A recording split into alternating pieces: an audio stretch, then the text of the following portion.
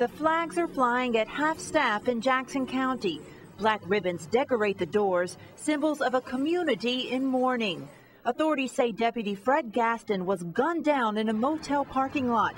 He was on his way to Virginia for an Air Force event when he stopped in North Carolina.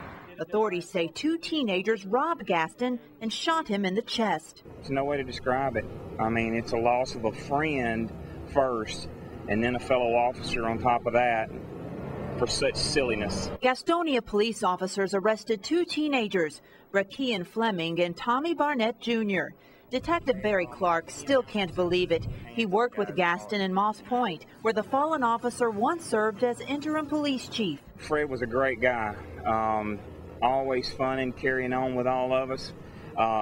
He cared about us as a person and then as an officer. Gaston was in law enforcement for nearly 20 years. He worked in both Gulfport and Moss Point before joining the Jackson County Sheriff's Office. Mike Bird is sheriff. It's really tragic when you have something like this happen to a law enforcement officer.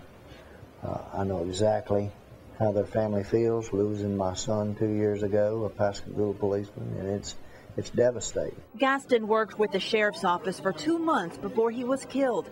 Captain Mick Sears had to give his family the devastating news. I've been in law enforcement now for probably 18 years, and I think, and I know, this is one of the hardest things I've ever had to do.